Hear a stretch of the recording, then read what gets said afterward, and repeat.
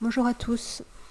Puisque ces journées d'études s'intitulent Pourquoi lire Alain Testard et qu'elles sont destinées entre autres à un public jeune, parfois peu familiarisé aux travaux de l'auteur, j'ai titré ma communication tout bonnement Pourquoi faut-il lire la critique du don d'Alain Testard. Nous verrons en quoi l'ouvrage, qui a pour sous-titre Études sur la circulation non marchande, reste capital en anthropologie. On pourrait déjà répondre à cette question dans un premier temps par le fait qu'actuellement, les expressions telles que don et échange de dons sont devenues en anthropologie, et plus généralement encore en sciences humaines et sociales, des notions passe-partout. Tout l'intérêt donc de ce livre est que Testard prend le contre-pied de cette approche en critiquant l'emploi de ces notions généralement vagues et confuses, d'où le titre de son ouvrage « Critique du don ». Dans ce livre, il va montrer, d'une part, que l'économie des sociétés traditionnelles est très diverse et qu'il ne faut pas réduire l'économie de ces sociétés uniquement aux dons, et d'autre part, que l'anthropologie, en conséquence, méconnaît généralement, voire renie, bien des réalités économiques qui traversent ce monde primitif. Pour ce faire, comme à son habitude, Testard va accorder une grande attention aux définitions. Il va revenir sur deux thèmes très imprécis de la littérature anthropologique, le don et l'échange. Comme on peut le constater à la lecture de ses travaux, il a toujours été frappé en effet par l'extraordinaire confusion entre ces deux termes, et ce, quels que soient les auteurs. En effet, tandis que Marcel Mauss parle d'échange de dons, Claude Lévi-Strauss, quant à lui, range le don parmi la catégorie de l'échange. Alors, une des explications qui peut être avancée de cette confusion entre l'échange et le don est que Marcel Mauss a été influencé par l'idée du contre-don lancé par les frères Grimm, qui sont, comme on le sait, les auteurs des fameux contes pour enfants. Ici, les termes aussi contradictoires de cadeau, d'achat ou d'impôt sont caractérisés sous la même notion de don nordique. On sait que dans son célèbre essai sur le don, Marcel Mauss a maintenu le flou entre ces diverses catégories, en prétextant que nos propres catégories économiques ne s'appliquent pas dans le monde primitif, car, selon lui, le monde primitif confond ce que nous distinguons. Pour Testard, il ne s'agit pas de nier la complexité du réel. Il a toujours été conscient que les phénomènes peuvent être embrouillés et enchevêtrés, mais selon lui, le rôle des sciences sociales est de soigneusement définir ces phénomènes et de démêler l'apparence de la réalité, ce que, selon lui, l'anthropologie semble avoir un peu de mal à faire. À ce titre, dans ce livre, il cherche plutôt à dissocier les notions, à les décomposer en éléments simples. C'est ainsi qu'il va proposer des définitions précises qui vont permettre, à terme, un renouvellement de l'anthropologie économique. Que propose-t-il tout compte fait ? Comment décompose-t-il ces notions ? Les différents types de circulation de biens sont caractérisés selon lui en trois catégories. Il y a d'abord le don, ensuite l'échange, et enfin ce qu'il appelle, faute de mieux, les transferts du troisième type, T3T. Je reviendrai sur le T3T par la suite, mais à présent concentrons-nous sur la distinction qu'il établit entre le don et l'échange. Le critère de démarcation entre l'échange et le don réside selon lui non pas dans l'existence d'un retour d'un quelconque bien, car on peut fournir un contre-don à la suite d'un don intéressé. La différence entre les deux se trouve ailleurs, dans la nature de ce retour. En d'autres termes, dans le fait que le retour soit exigible ou non exigible. Alors il faut insister sur ce fait. C'est la nature et non l'existence d'un retour qui permet de différencier ces deux catégories. Dans le cas d'un don, on peut attendre éventuellement un retour, un contre-don donc, mais on ne peut rien exiger. On ne peut pas exiger le contre-don. Dans l'échange, par contre, si on vend quelque chose, on exige d'être payé en contrepartie. C'est inconcevable autrement. On l'aura compris, dans le don, le retour n'est pas exigible, alors qu'il est nécessaire dans l'échange. Dans les deux cas, il y a un autre élément à prendre en compte, c'est la nature de l'obligation. Dans le don, où le retour n'est pas exigible, comme nous venons de le voir, il y a tout au plus une obligation morale à retourner quelque chose. L'échange, par contre, implique une obligation juridique. Car si la contrepartie n'est pas fournie, le débiteur peut être sanctionné. C'est donc le juridique qui permet de distinguer ces deux phénomènes. Pour beaucoup d'anthropologues, le critère de l'exigibilité ne concerne que nos propres sociétés modernes, par le simple fait que chez nous, l'État possède un organe de justice qui permet d'exécuter une sanction. Selon eux, donc, les sociétés sans État ne pourraient être pensées en ces termes.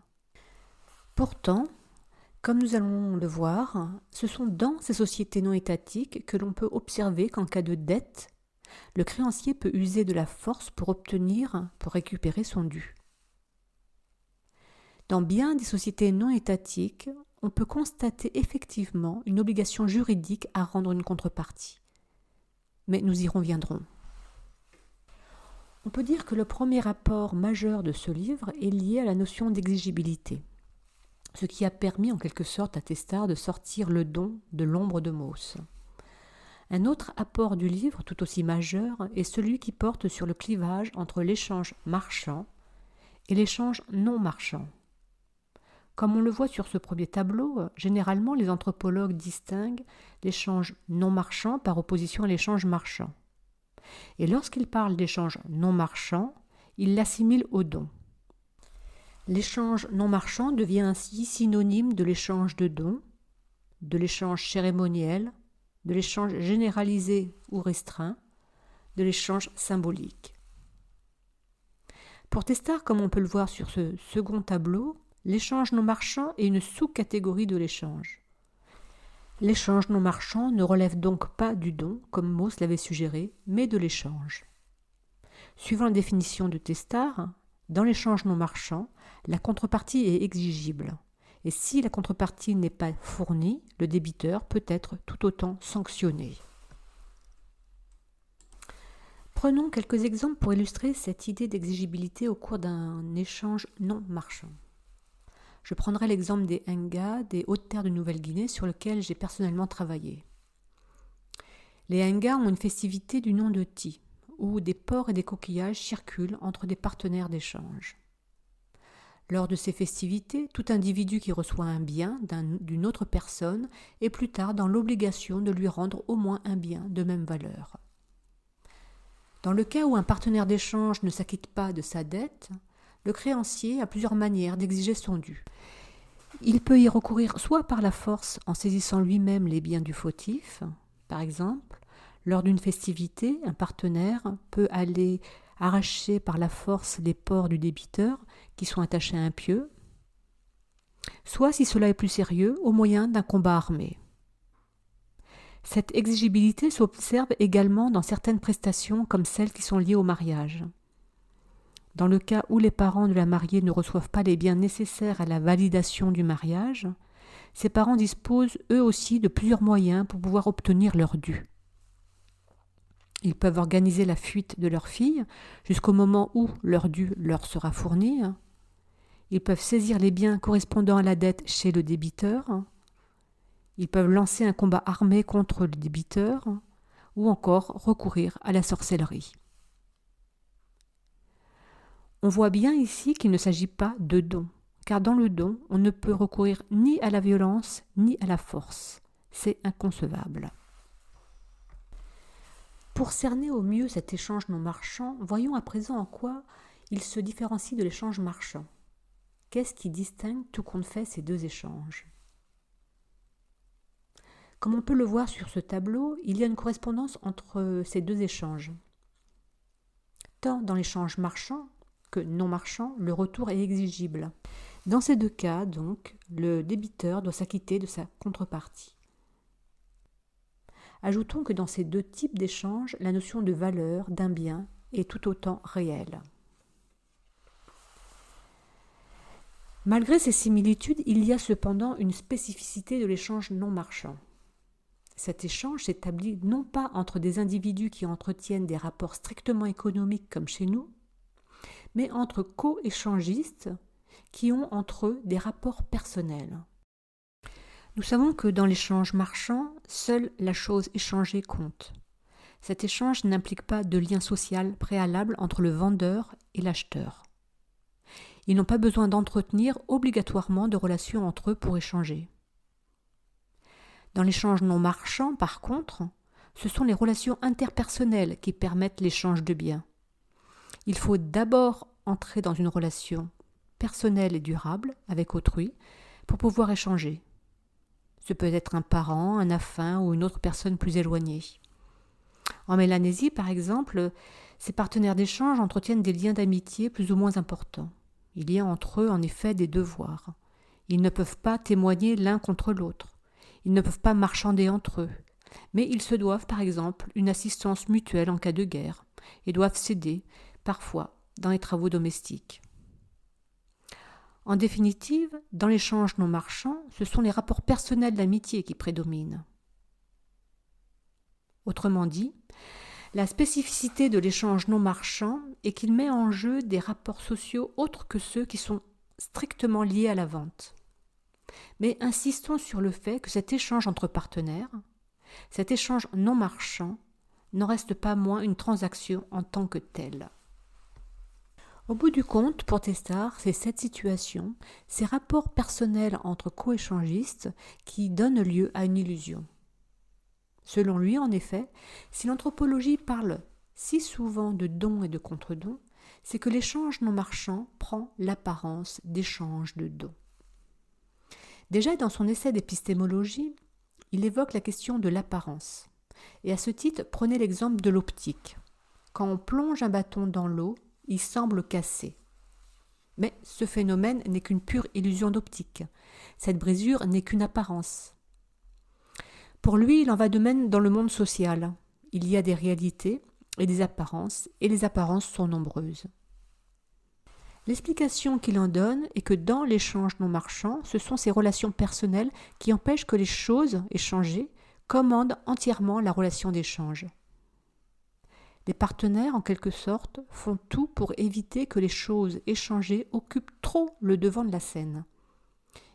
Ils se font des crédits gratuits, ils ne marchandent pas, ils peuvent rendre plus qu'ils ne doivent, ou encore se rendre de nombreux services.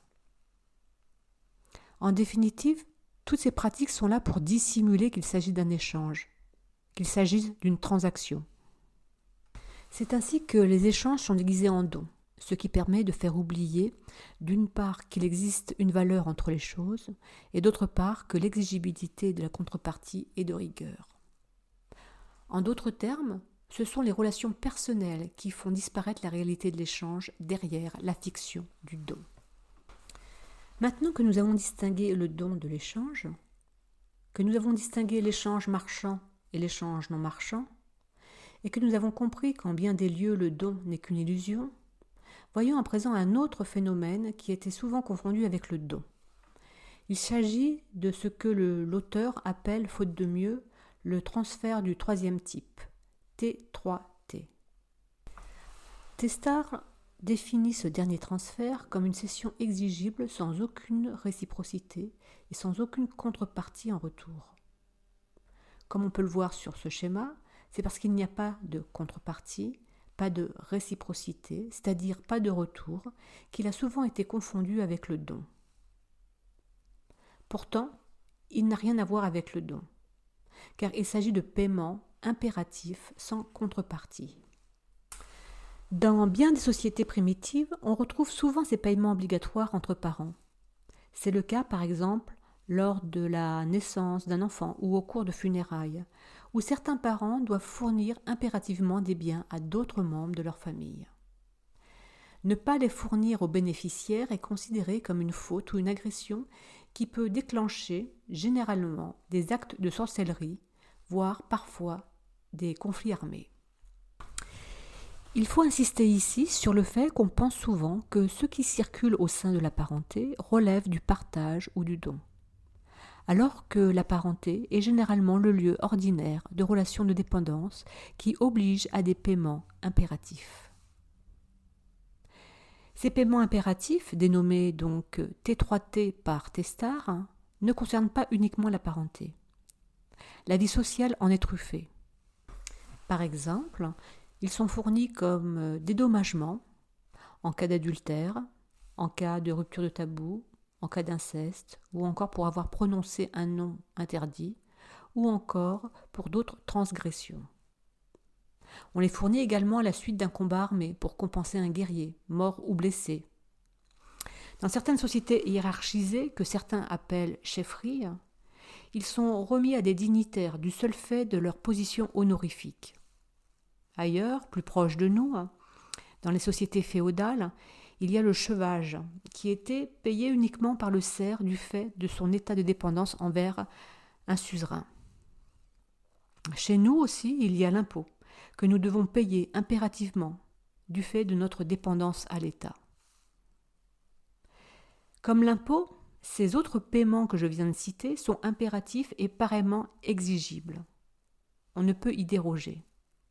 Autrement dit, on ne peut pas parler à leur sujet de dons.